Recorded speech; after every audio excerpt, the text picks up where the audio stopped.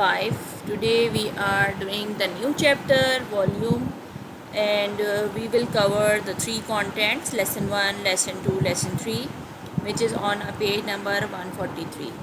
I am your teacher, Umar Ali. So let's begin. We have a lesson number 1, which is a building solid with a unit cubes. What do you see right now? They are the basically cubes. How many cubes are there in a solid A, and how many solid cubes are there in a solid B? We can compare the size of the solid by comparing their volumes. Which of these solids has a large volume? Count the number of the unit cubes in each blocks. 1, 2, 3, 4. 1, 2, 3, 4, 5, 6. The unit cubes are used to build the two solids. This is a unit cube and they have a 1 unit length, height and width. So you can call the properties of a cube. The cubes have all equal sides. The length of each side are equal in the cube. Okay, so all the sides of a unit cube are equal length. When we are finding the volume, we have to multiply 1 unit unique length into breadth into height, 1 unit, 1 unit, 1 unit. You will get the 1 cubic unit. Why you are getting the 1 cubic unit? When we were multiplying the 2 units, we were getting the square unit. So this time we are multiplying 3 units, so we have to write the cubic unit, not a 3 unit. You have to write cubic unit. Okay, then the volume of a solid is the amount of a space it occupies. The volume of 1 unit cube is 1 cubic unit. When we have a 2 unit cube, so you will write the 2 cubic unit. Okay, let's see the next one, solid A and solid B.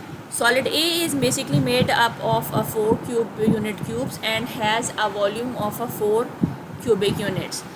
Solid B is made of dash units of cubes and has a volume of dash cubic units. Yes, there are 6. 1, 2, 3, 4, 5, 6, and the volume of this one is also a 6. Similarly, the solid has a large, solid B has a large volume than the solid A. Why? The solid A have a 4 and he is having the 6 parts. That's why. The figure below is made up of a unit cube. What is the volume? Okay, the layer 1 is basically having a 7 cube. 1, 2, 3, 4, 5, 6 are the viewable, but we have a 1 on back of this one, and the layer 2 have a 4 cubes. Similarly, layer 3 have a 2 cubes. We can also count the unit cubes in the layer to find the volume of a solid. You have to simply count the cubes. The unit cubes are 7, 4 and 2. The volume of this one is 13 cubic units. Okay, we can build cubes and cuboids using the unit cubes.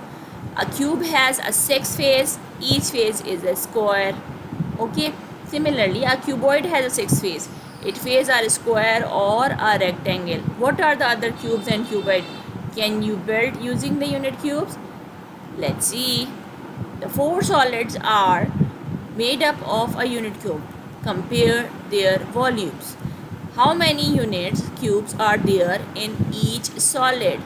Can you guess? Solid A have how many cubes? 1, 2, 3, 4, 5 and 6. So how many in the B? Yes, 5. In the C, count it. Yes, it's a 9. In the D1 we have a 10 cubes. Why? 1, 2, 3, 4, 5, 6, 7, 8, 9 and 10. That's why we are having a 10. The volume of a solid B is smaller than the volume of a solid A. The volume of a solid C is greater than the volume of a solid A, but smaller than the volume of a solid D. You have to arrange the solids in increasing order to the volume. Look at this. These are the size. The solid B is the smallest one. So we have to write the first one. Then we have to write solid A, then C, then D. Okay.